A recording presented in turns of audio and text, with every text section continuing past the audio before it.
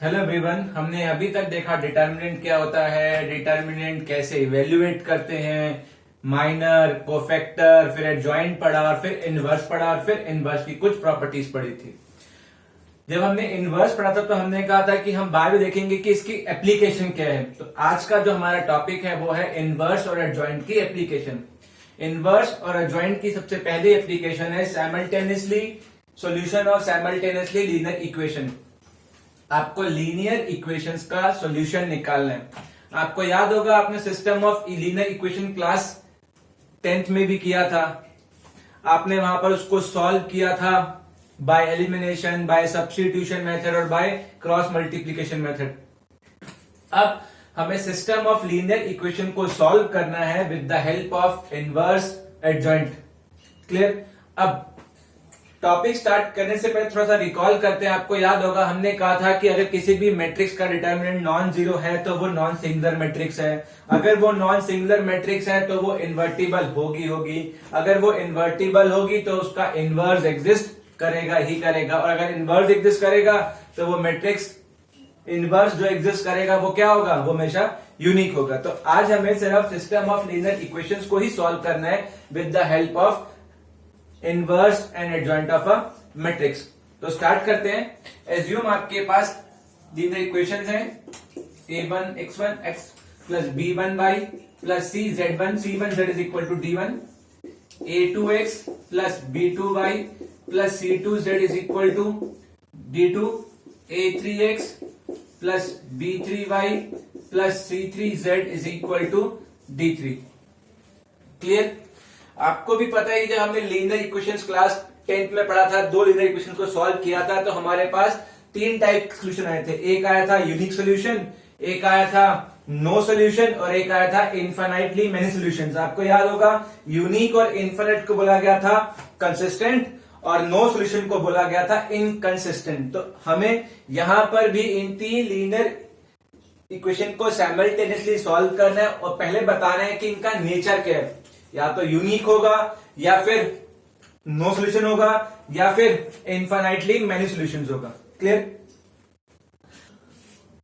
तीन इक्वेशन है, तीन अननोन है तो इसको हम सॉल्व कर सकते हैं। अगर नंबर ऑफ इक्वेशन ज्यादा भी होती है, अननोन तीन है, तब भी हम इसको सॉल्व कर लेते हैं। मगर अगर नंबर ऑफ इक्वेशन दो होती है और अननोन तीन होते तब हम इसको यूनिकली सॉल्व नहीं कर सकते। अभी हमें देखना है तीन अननोन है और तीन इक्वेशन है और इसका हमें सोल्यूशन निकालना है। तो सबसे पहले देखिए, अगर मैं इस इक्वेशन के x y z के कोएफिशिएंट को एक मैट्रिक्स की फॉर्म में लिखूं तो क्या होगा?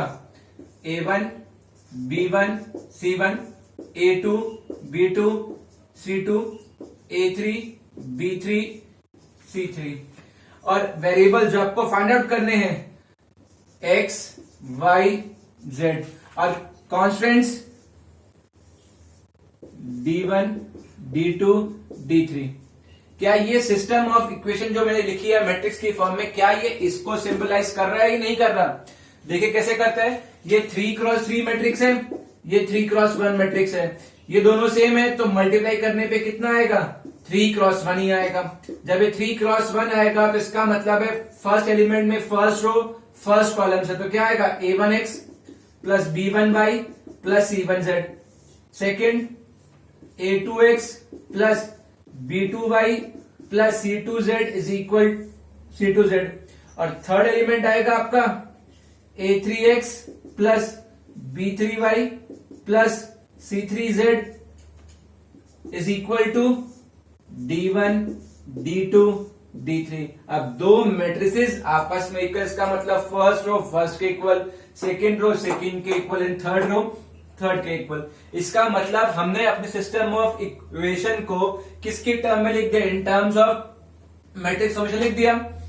इट मींस अगर मैं इस मैट्रिक्स को लेबल करूं ए, इस मैट्रिक्स को लेबल करूं x और इस मैट्रिक्स को लेबल करूं b, इट मींस हमारा जो सिस्टम ऑफ इक्वेशन था हमने उसको किस फॉर्म में ट्रांसफॉर्म कर दिया?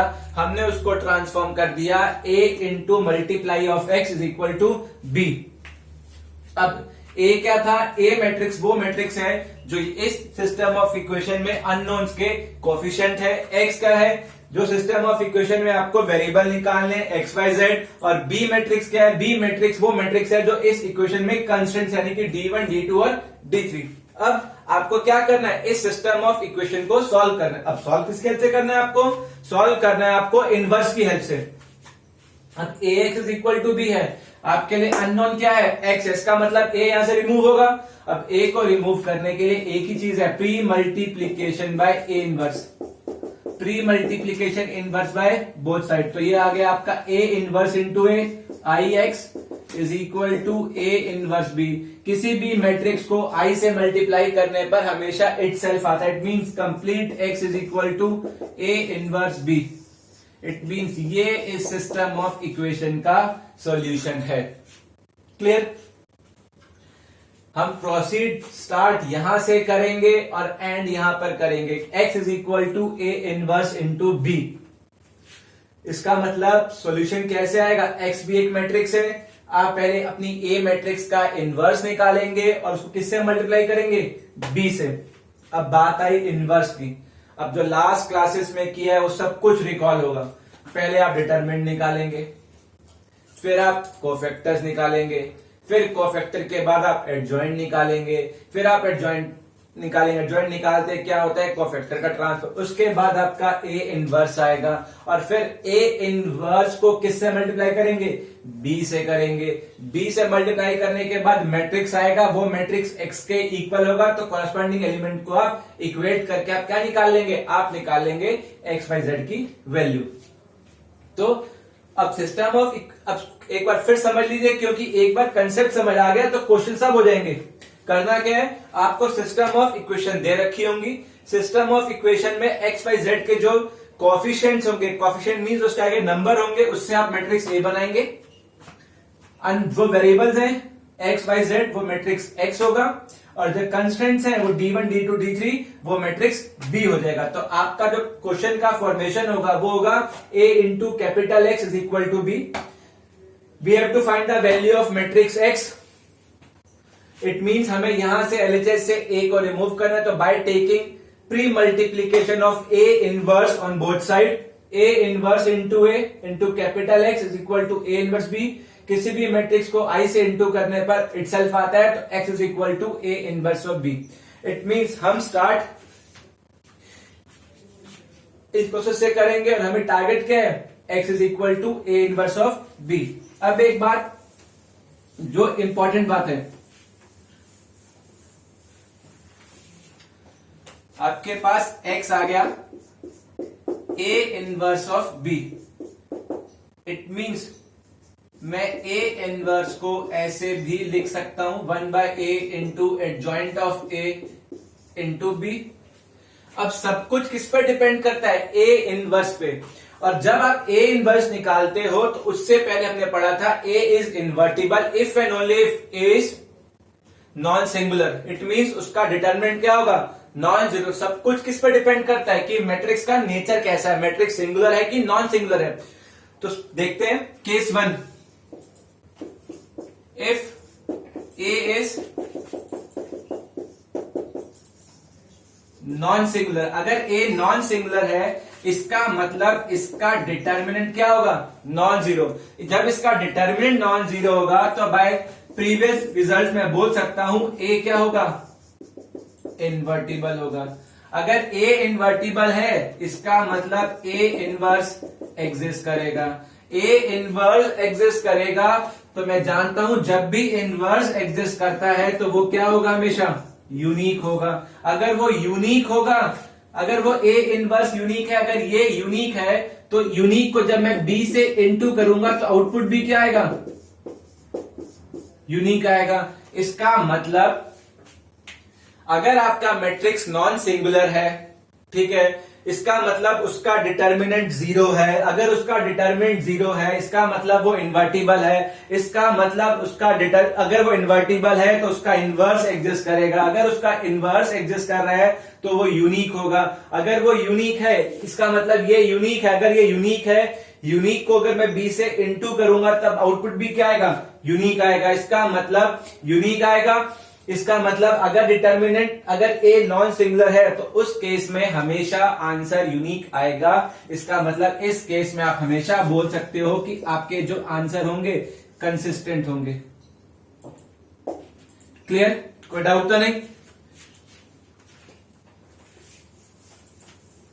केस 2 देखिए।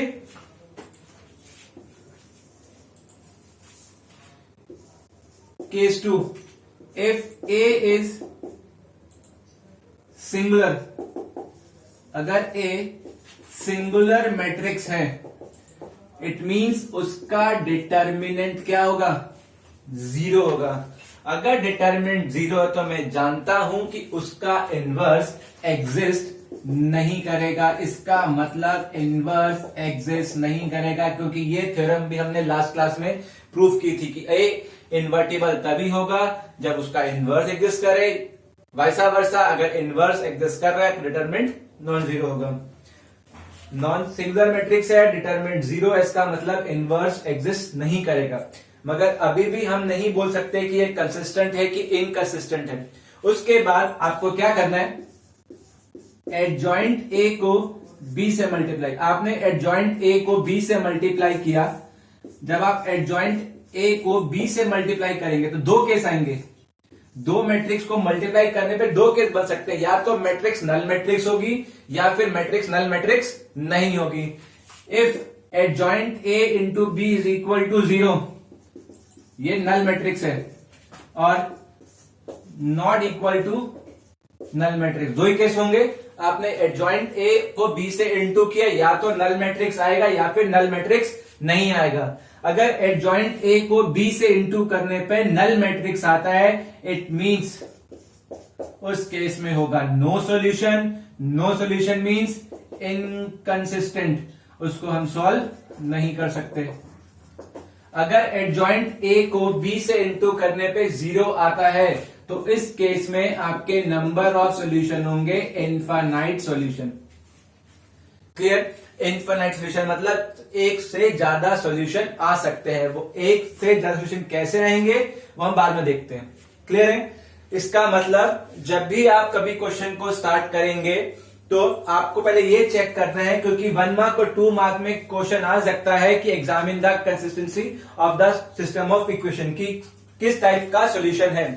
किस टाइप का सॉल्यूशन है तो सबसे पहले आपको क्या चेक करना है? डिटरमिनेंट लेना है। अगर डिटरमिनेंट लेते ही वो नॉन जीरो आ जाएगा तो आपको बिना सोचे समझे यही बोलना है कि इनवर्स एग्जिस्ट कर रहा है, और जब इनवर्स एग्जिस्ट करता है तो वो हमेशा यूनिक होता है। अगर वो यूनिक होगा तो आंसर भी क्या आएगा? यूनिक आएगा। अगर डिटरमिनेंट 0 आता है तो आप बोलेंगे inverse does not exist, inverse exist नहीं करता। इनवर्स एग्जिस्ट नहीं करेगा तब मैं उसके ऊपर आगे उसके बाद मैं कुछ कमेंट नहीं कर सकता कि इस प्रोसेस इस टाइम पे मैं कुछ नहीं बोल सकता कि कंसिस्टेंट होगा कि इनकंसिस्टेंट होगा। उसके लिए मुझे क्या करना होगा? एडजॉइंट ए को बी से इंटू करना होगा। मैं एडजॉइंट ए को बी से इंटू करूंगा, अगर वो नल मैट्रिक्स आ गया तो बोलूंगा इनफाइनाइट सॉल्यूशन।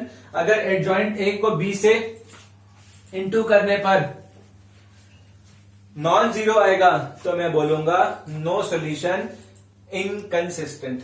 क्लियर है? कोई डाउट तो नहीं? अब अगर कोई भी आपको क्वेश्चन आता है कि आपके पास सिस्टम ऑफ इक्वेशन दे रखी हैं और बोलता है इसको सॉल्व करो, तो आपके नंबर ऑफ स्टेप्स क्या होंगे? सबसे पहले आपके जो क्वेश्चन में गिवन इक्वेशंस हैं, उन गिवन इक्वेशन में से आपके पास जो वेरिएबल्स हैं एक्स वाई जेड होंगे, उनके कोएफिशिएंट से जो मैट्रिक्स बनेगा उसको आप लेबल करेंगे ए।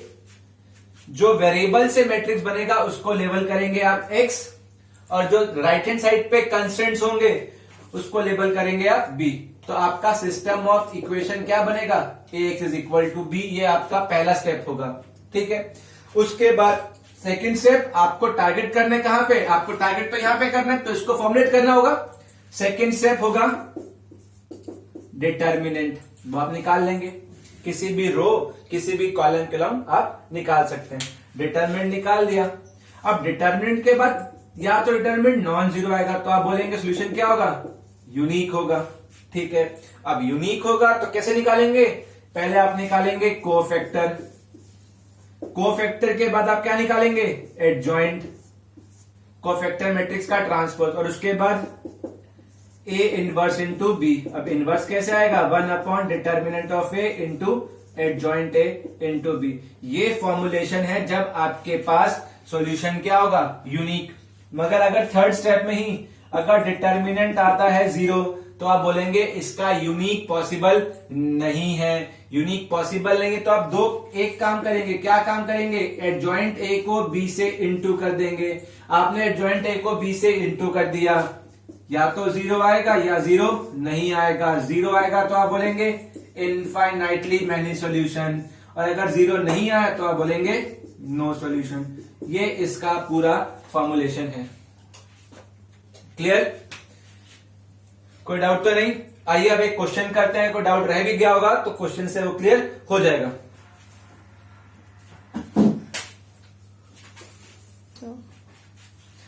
देखिए, now we have to solve the system of linear equations. आपके पास 3 इक्वेशन है, 3 अननोन है। क्लियर, अब इस क्वेश्चन को हमें एक्स वाई जेड का वैल्यू निकालना है with the help of inverse. इस मेथड को बोलते हैं मैट्रिक्स इन्वर्जन मेथड। ठीक है, तो सबसे पहला स्टेप 1, सबसे पहले आपको जो भी एक्स वाई जेड के कोएफिशिएंट्स हैं उनसे आपको अपना मैट्रिक्स बनाना है ए। तो ए मैट्रिक्स होगा आपका, it is equal to 1 2 1 1, y नहीं है इट मीन्स 0 3 2 -3, z नहीं है इट मीन्स 0। इसके बाद मैट्रिक्स x जिसमें सारे आपके अननोन्स होंगे x y z, then matrix b जिसमें आपके कंस्टेंट होंगे 7 11 1। क्लियर है? पहला स्टेप हमेशा यही है कि आपके पास जो भी सिस्टम ऑफ इक्वेशंस हैं उन इक्वेशन में से एक्स वाई जेड के जो कोएफिशिएंट है उससे अपना मैट्रिक्स ए बनाइए। उसके बाद matrix X which comprises of your unknown X Y Z variables, और लास्ट मैट्रिक्स है बी जिसमें आपके इक्वेशंस के कंस्टेंट होंगे। देन हमने अपनी सिस्टम ऑफ इक्वेशन को ट्रांसफॉर्म कर दिया A X is equal to B में। आप चेक कर सकते हैं, ए हो गया आपका 1 2 1 1 0 3 2 -3 0, x x y z is equal to 7 11 1। Clear? अब हमें इसको क्या करना है, then we have to proceed for solution. और आप जानते हैं इसका सॉल्यूशन किस फॉर्म में होगा, capital X is equal to A inverse of B। It means मेरा अगला टारगेट होगा टू फाइंड इनवर्स। इनवर्स निकालने सबसे पहला step determinant of A. Clear? अब डिटर्मिनेंट हम किसी भी रो और किसी भी कॉलम के अलॉन्ग निकाल सकते हैं। हम स्टार्ट करते हैं with the help of first row. First row लिखा, फर्स्ट एलिमेंट, फर्स्ट रो छोड़ा, फर्स्ट कॉलम छोड़ा, ये जो 2 क्रॉस 2 बना इसका डिटर्मिनेंट, तो 0 into 0 0, -3 into -3, -3 into 3 9, -9 minus it will turn out to plus। Second element -2, आपको याद होगा कि पोजीशन देखते हैं, ये एलिमेंट है 1 2, तो 1 + 2 ऑड है, 1 + 2 का सम 3 है, ऑड है, तो जो भी साइन होगा उसको चेंज कर देंगे। -2, रो छोड़ा, कॉलम छोड़ा, तो डिटरमिनेंट बचा 1 2 3 0, 1 इंटू 0 0, 2 3 6। नेक्स्ट एलिमेंट 1 1 3 पोजीशन है, सम ऑड इवन है, तो साइन चेंज होगा नहीं, रिमेन इटसेल्फ 1। जिस रो में है और जिस कॉलम में से छोड़ दीजिए, ये भी गया ये भी गया, 1 इंटू -3 -0, तो determinant is equal to 1 into 9 -2 into -6 plus 1 into -3, 9 + 12 -3, determinant आ गया आपका 18। क्लियर? नेक्स्ट डिटरमिनेंट आ गया, determinant is not equal to 0, it means inverse exist, और इनवर्स अगर एग्जिस्ट कर रहा है तो इनवर्स क्या होगा, यूनिक होगा।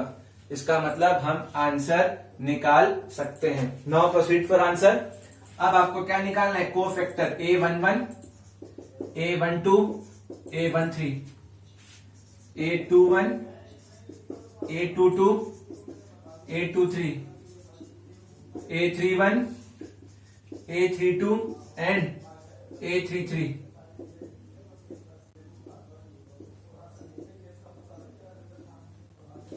अब A11 रिकॉल करिए, A11 क्या था? Cofactor corresponding to element 11। A11 के कॉरेस्पॉन्डिंग कोफैक्टर क्या होगा? A11। इस एलिमेंट के कॉरेस्पॉन्डिंग आपको कोफैक्टर निकालने, तो रो छोड़ी कॉलम छोड़ा, 0 इंटू 0 0, -3 इंटू -3 -9, ये आ गया 9।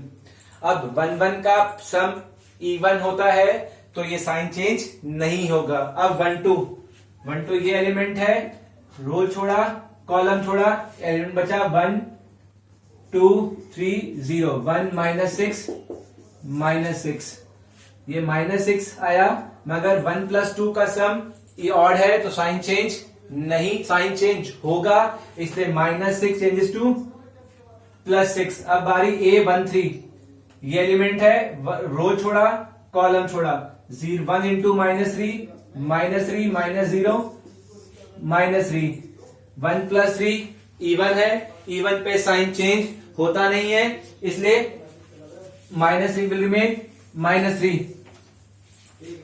नेक्स्ट A21 मतलब सेकेंड रो और फर्स्ट कॉलम, सेकेंड रो और फर्स्ट कॉलम, तो सेकेंड रो छोड़ा फर्स्ट कॉलम छोड़ा, तो आपके पास एलिमेंट आएंगे 2 1 -3 0 0 minus of -3, it will turn out to +3।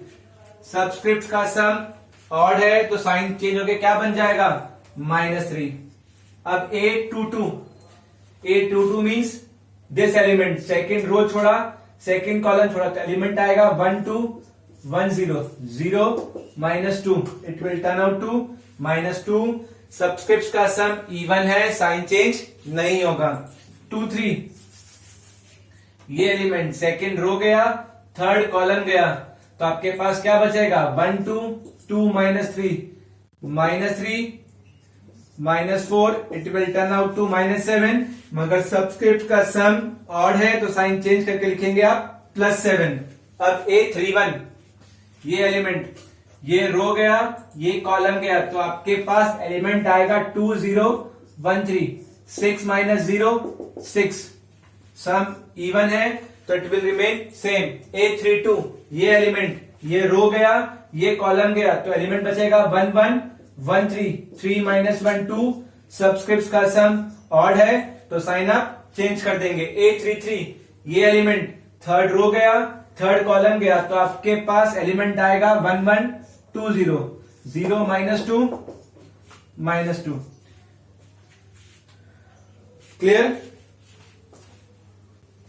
Cofactors आने के बाद नेक्स्ट स्टेप बहुत सिंपल था। नेक्स्ट स्टेप क्या था? Adjoint of A.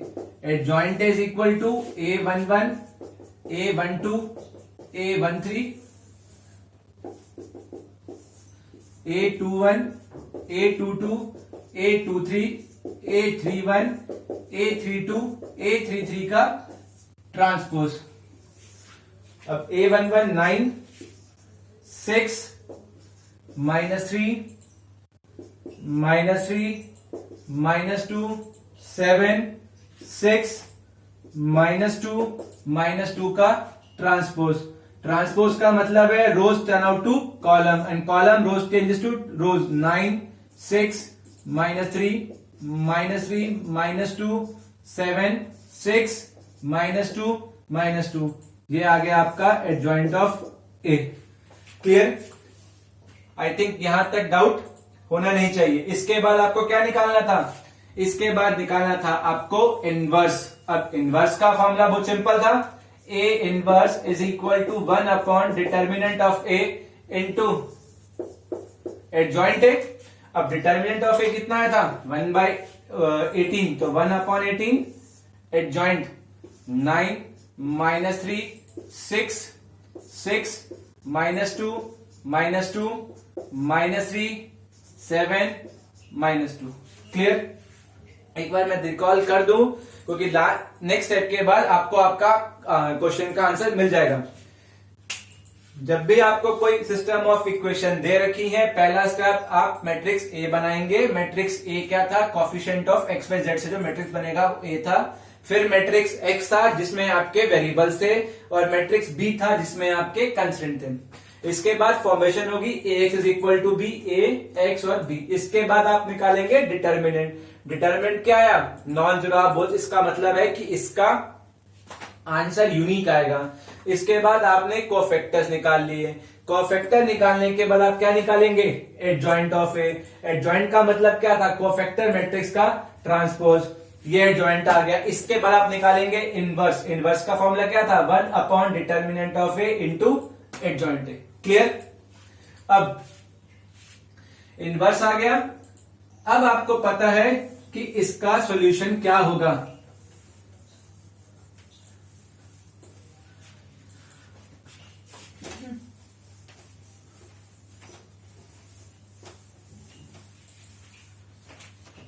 इनवर्स आ गया है। तो स्टार्ट हमने किया था x is equal to B से, तो सॉल्यूशन होगा x is equal to A inverse B से। तो capital X is equal to A inverse 1/18, 9 minus 3 6, 6 minus 2 minus 3 7 minus 2 into B.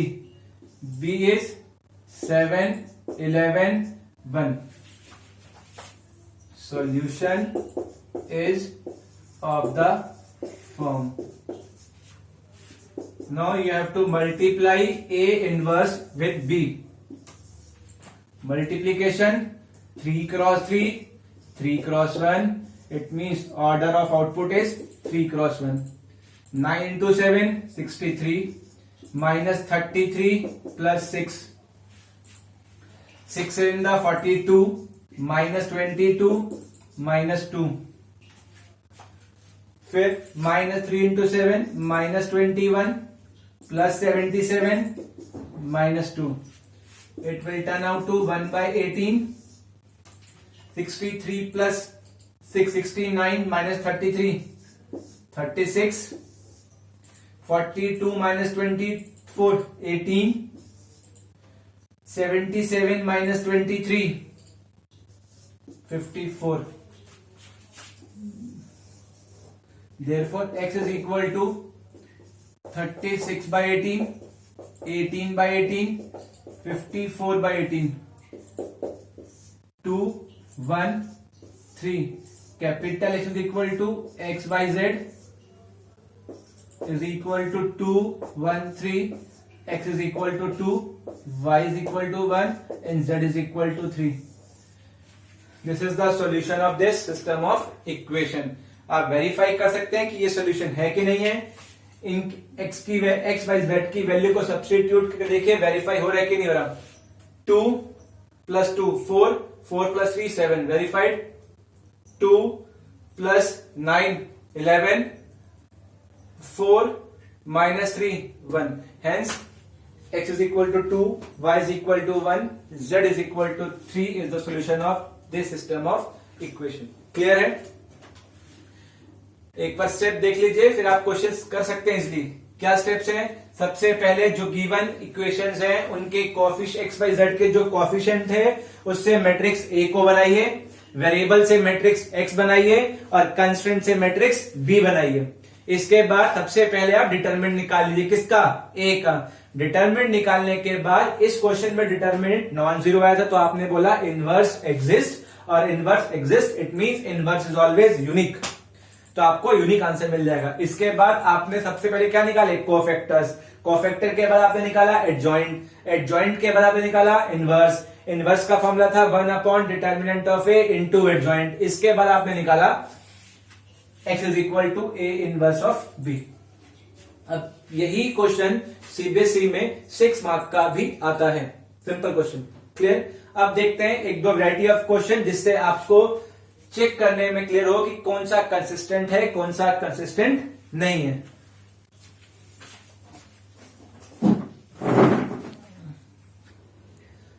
Next question, we have to check the consistency of this system of equation. हमें check करना है कि ये system of equation consistent है या नहीं है। क्यों ना पहले हम इसकी कंसिस्टेंसी हमें देखना किससे है, मेट्रिक मेथड से। अगर हम इसको बिना मेट्रिक मेथड के ही देखें कि कंसिस्टेंट है कि नहीं है तो आप बता सकते हैं। कैसे? क्लास 10th का रिकॉल करिए ना, और अगर आप क्लास 10 का रिकॉल करते हैं, a1/a2 is equal to b1/b2 4/6 यानी कि 2/3 is equal to 2/3 is not equal to 3/5। a1/a2 is equal to b1/b2 is not equal to c1/c2। इसका मतलब ये इक्वेशन क्या थी? पैरेलल लाइंस थी। अगर ये पैरेलल लाइंस हैं तो इसका मतलब सॉल्यूशन क्या होगा? No solution. इसका मतलब इनकंसिस्टेंट। हमें पता है कि इनकंसिस्टेंट है, मगर हमें इसको वेरीफाई करना है with the help of matrix method. ठीक है, अगर एग्जाम में आए एमसीक्यू तो आप ऐसे भी चेक कर सकते हो, या फिर इन दोनों लाइन का स्लोप देख लो। अगर स्लोप इक्वल है इसका मतलब लाइन पैरेलल है। लाइन पैरेलल है तो कभी भी इंटरसेक्ट करेंगी नहीं, इंटरसेक्ट कभी करेंगी नहीं, इसका मतलब नो सॉल्यूशन। ठीक है, अभी तो 2/2 है तो हम इजीली देख के बोल सकते हैं। 3/3 में हमें सॉल्व करना पड़ सकता है। अब देखते हैं मैट्रिक्स मेथड से कि कंसिस्टेंट है या नहीं है। अगर नहीं है तो क्यों नहीं है? तो पहला स्टेप वही है, आप क्या निकालेंगे? मैट्रिक्स ए क्या होगा? 4 6 -2 -3। Matrix x XY and matrix B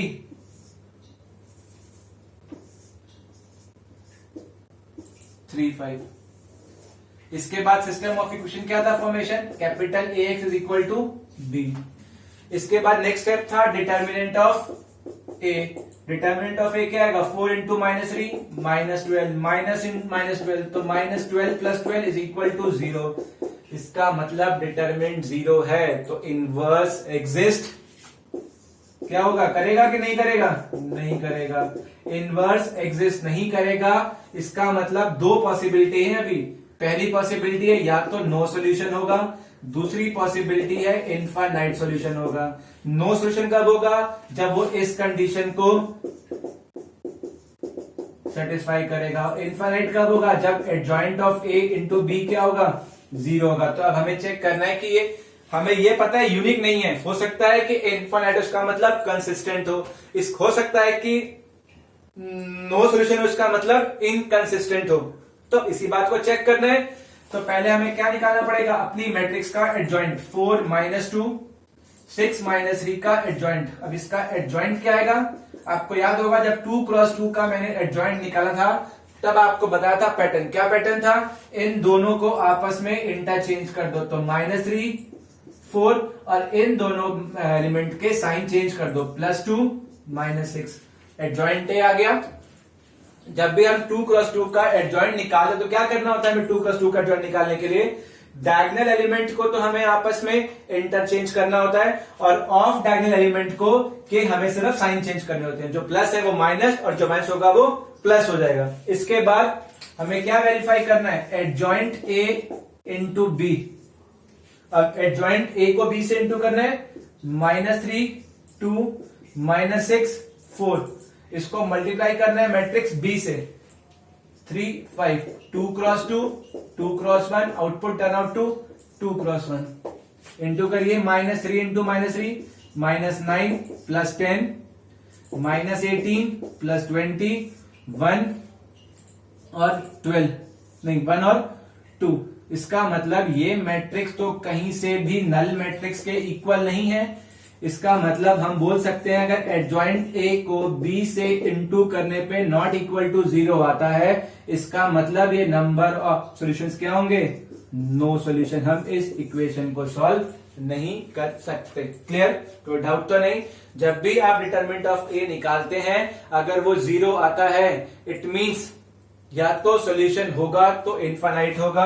अगर 0 आने के बाद या तो सॉल्यूशन इनफाइनाइट होगा या फिर नो होगा। इनफाइनाइट कब होगा? जब एडजॉइंट A को B से इंटू करने पे 0 आए, और नो सॉल्यूशन तब होगा जब एडजॉइंट A को B से इंटू करने पे नॉन जीरो आए। इसके बाद हमने एडजॉइंट निकाला और B से इंटू किया, इंटू करने के बाद वो नॉन जीरो आया। इसका मतलब इस इक्वेशन को हम सॉल्व नहीं कर सकते हैं। 1 मार्क और 2 मार्क में ऐसा क्वेश्चन आ सकता है कि by examine find whether the solutions are possible और not, if not which category, infinite और नो सॉल्यूशन। क्लियर?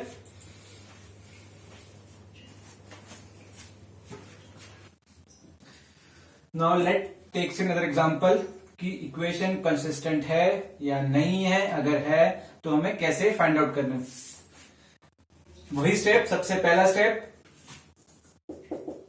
कॉफिशिएंट के एक्स वाई जेड के कॉफिशिएंट से मैट्रिक्स बनाइए। तो मैट्रिक्स ए होगा 1 1 1 2 3 1 4 7।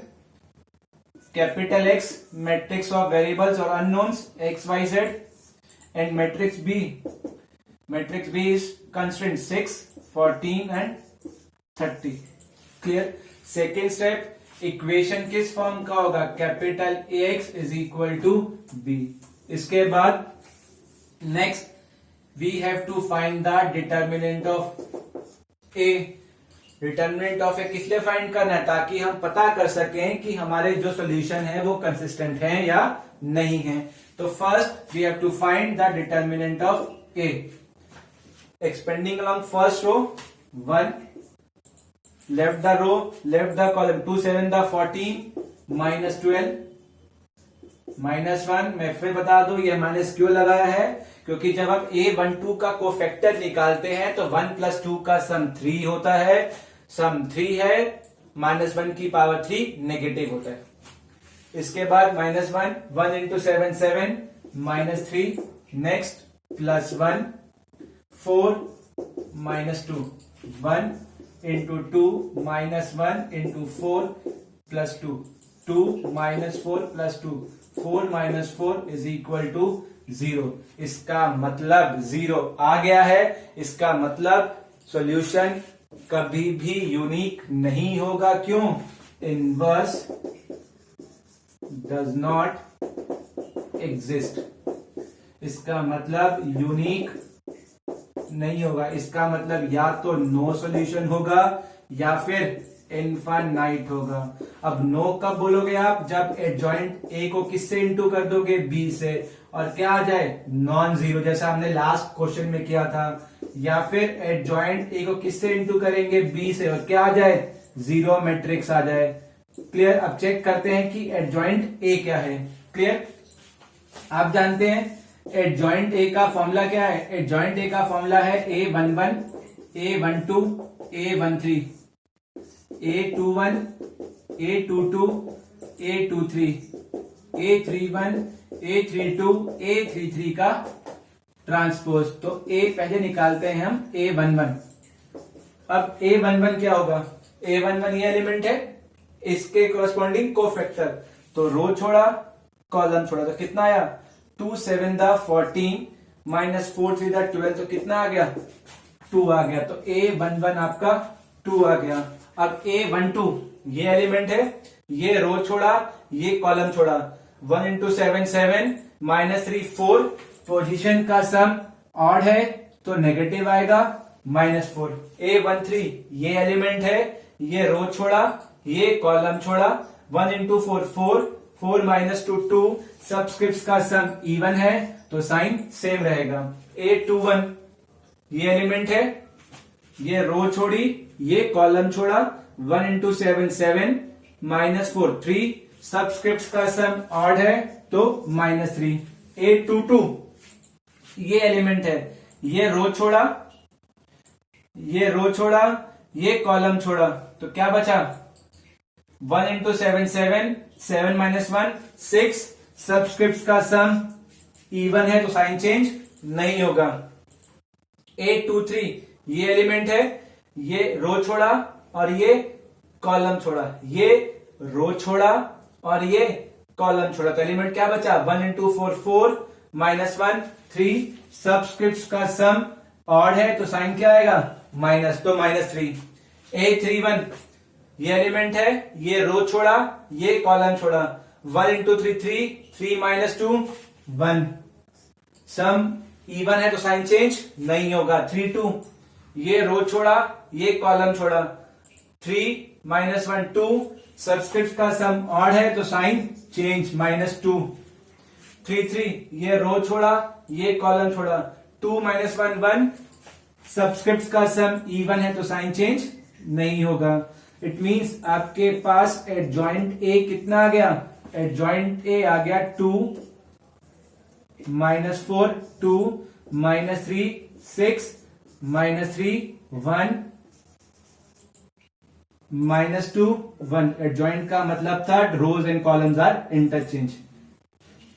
क्लियर। नेक्स्ट एडजॉइंट ए आ गया। अब मुझे क्या चेक करना है, एडजॉइंट ए को बी से इंटू करना है और उसके बाद बता पाएंगे कि ये इनफाइनाइट है कि नो सॉल्यूशन है।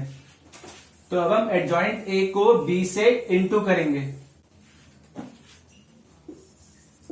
Adjoint A multiplied by B, 2 -3 1 -4 6 -2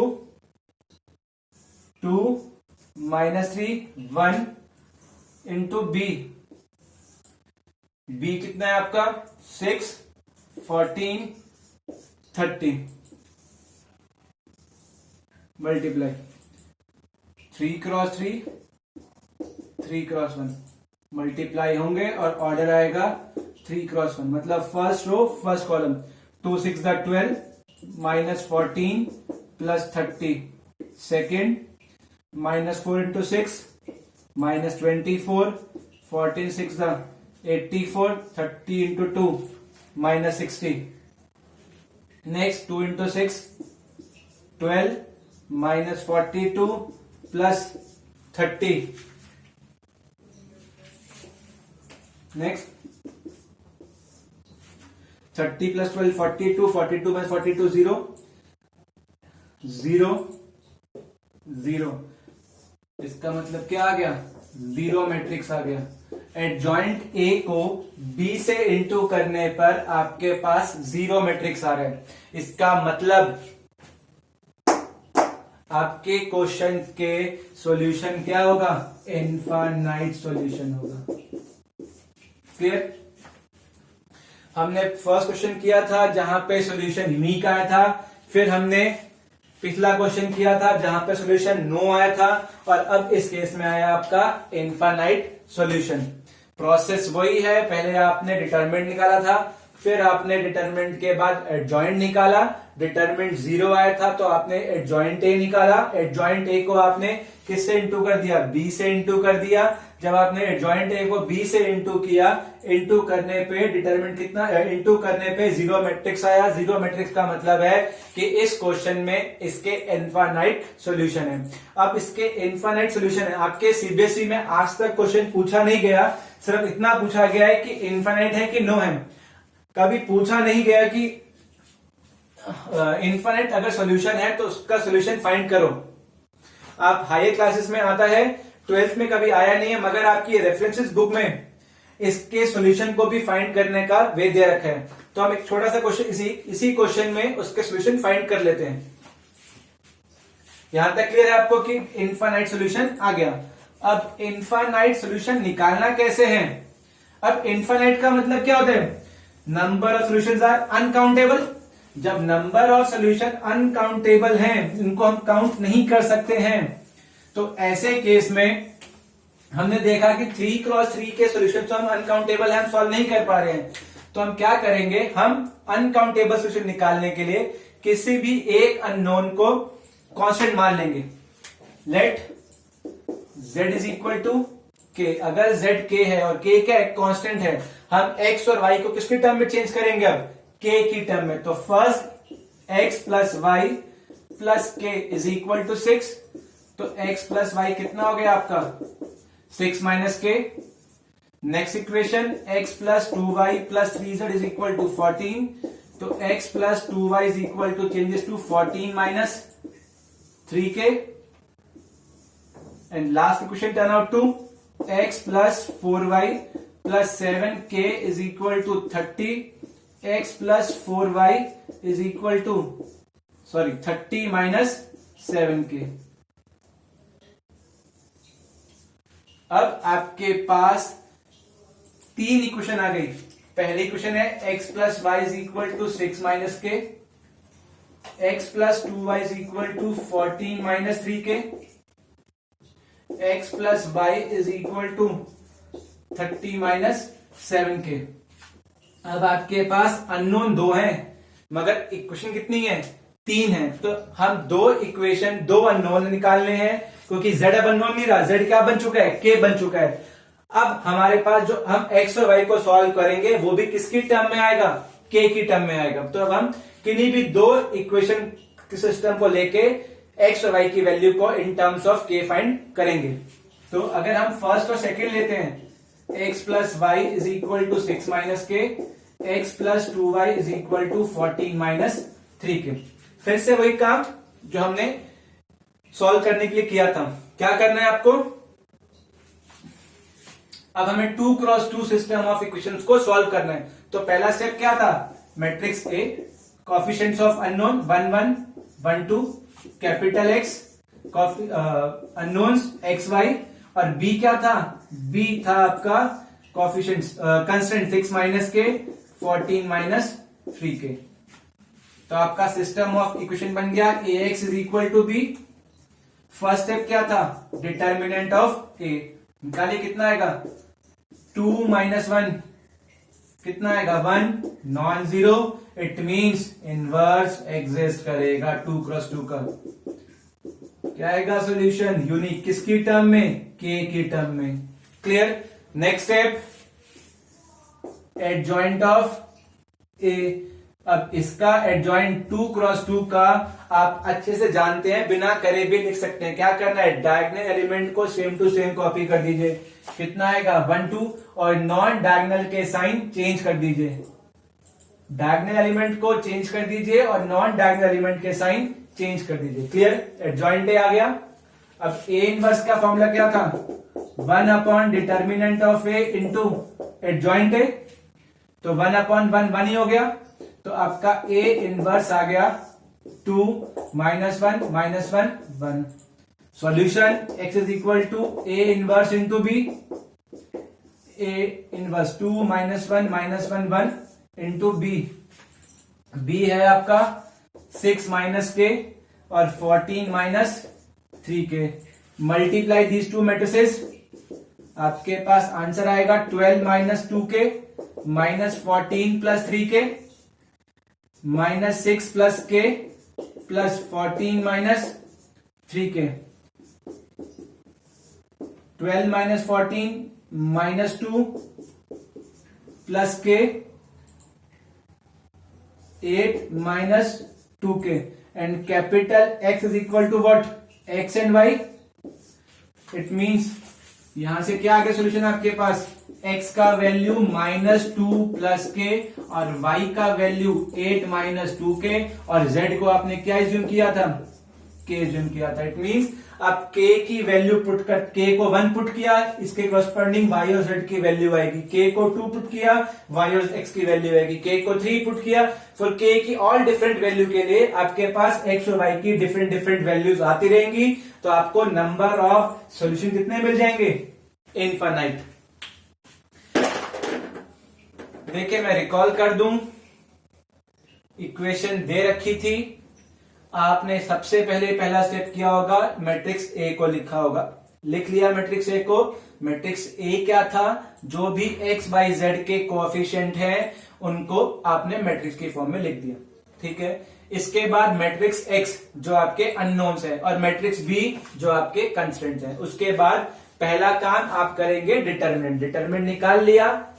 अगर नॉन जीरो आएगा तो सबसे आसान तरीका है यूनिक सॉल्यूशन, नहीं आता तब या तो नो या फिर इनफाइनाइट। उसके बाद कुछ भी आए आपको एडजॉइंट ए निकालना है, आपने एडजॉइंट ए निकाल लिया। एडजॉइंट ए को किससे इंटू किया, अगर जीरो आता है तो एडजॉइंट ए को आपने बी से इंटू किया। एडजॉइंट ए को बी से इंटू करने पर यहां पे जीरो आया था, इसलिए हमने कहा इनफाइनाइट सॉल्यूशन। इनफाइनाइट का मतलब है कि हम नंबर ऑफ ऑप्शन को काउंट नहीं कर सकते। जब हम नंबर ऑफ सॉल्यूशंस को काउंट नहीं कर सकते तो हम क्या करेंगे, इनके आंसर्स के बीच में एक रिलेशन निकाल लेंगे। अब मुझे पता है 3 क्रॉस 3 तो हम सॉल्व नहीं कर पाते, तो हम 3 क्रॉस 3 को एक रिस्ट्रिक्ट करेंगे। हम क्या करेंगे, किसी भी एक अननोन को, मैंने यहाँ पे z को माना है, आप x y को मान सकते हो। मैंने z को k मान लिया। जब z को k माना तो k एक कांस्टेंट है, तो z को k मानने पर x प्लस वाई कितना आ गया 6 minus k, x plus 2y कितना आ गया 14 minus 3k, x plus 4y कितना आ गया 30 माइनस 7k। ये 3 इक्वेशन आ गई, मगर अननोन कितने हैं 2 है, तो किन्हीं 2 को लेके मैं इसको सॉल्व कर सकता हूं। मैंने फर्स्ट और सेकंड को लिया, फिर से वही तरीका, a x b डिटरमिनेंट निकाला 1 आया, इसका मतलब इनवर्स एग्जिस्ट कर सकता है, करेगा, और x y की वैल्यू में निकाल लूंगा। क्लियर है। इस तरीके से आप इनफाइनाइट सॉल्यूशंस को भी सॉल्व कर सकते हैं। तो हमने आज सीखा सिस्टम ऑफ लीनियर इक्वेशन को सॉल्व करने का तरीका, whether the solution are unique, infinite और नो सॉल्यूशन। इस टॉपिक के बाद आप अपनी बुक की एनसीईआरटी की एक्सरसाइज 4.6 के सारे क्वेश्चंस खुद कर सकते हैं। आप सारे क्वेश्चंस को ट्राई करिएगा। 2-3 क्वेश्चंस बचे हैं इस टॉपिक के, जिसमें हम एडजॉइंट और इनवर्स की प्रॉपर्टीज को लगाएंगे, वो हम नेक्स्ट क्लास में देखेंगे। 4.6 और मिसले से कुछ क्वेश्चंस आप कर सकते हैं, ट्राई करिएगा। अगर कोई डाउट हो या कुछ कंफ्यूजन हो तो बेहिचक आप कमेंट बॉक्स में लिख दीजिएगा, मैं आपको सॉल्यूशन भेज दूंगा। Thank you.